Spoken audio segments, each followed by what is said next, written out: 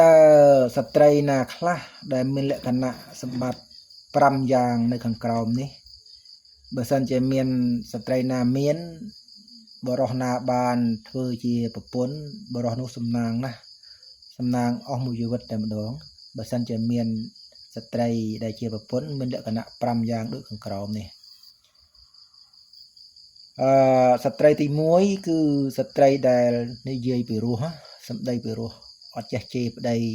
ប្រើពាក្យតគោះបោកបោកដាក់ប្តីគំរោះគំរួយអត់ចេះទេស្ត្រីដែលសម្ដីពីរោះ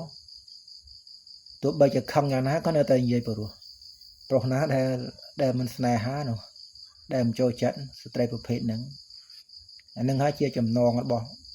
ស្ត្រីចងចិត្តបរោះ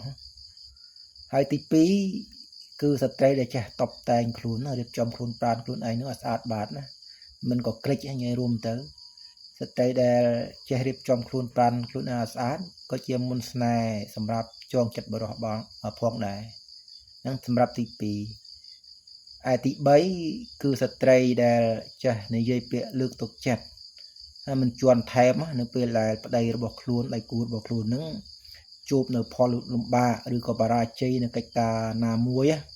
ស្ត្រីនឹងចេះនិយាយពាក្យលើកទឹកចិត្តធ្វើយ៉ាងម៉េចឲ្យដៃគូរបស់ខ្លួននឹងមានកម្លាំងចិត្តឡើងវិញមិនជន់ថែម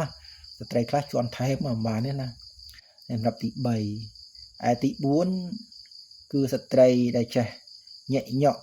ចេះផ្គត់ផ្គង់ដាក់ប្តីញាក់ញក់ផ្គត់ផ្គង់នៅគ្រឿងអ្វីដែលប្តីចូលចិត្តណាគឺរៀបចំចាប់ចប់ថាគ្រឿងចាប់ចប់របស់ស្ត្រីអានេះក៏ជាគ្រឿងចងចិត្តប្តីដែរចាប់ចប់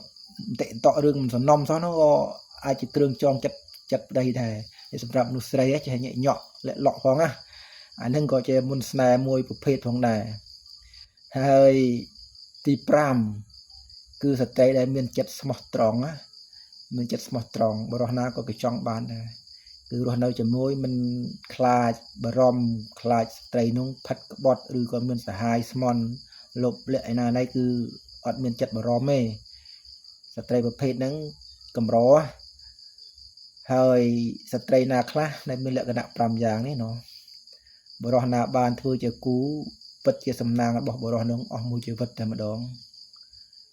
ខ្ញុំសូមជម្រាបលា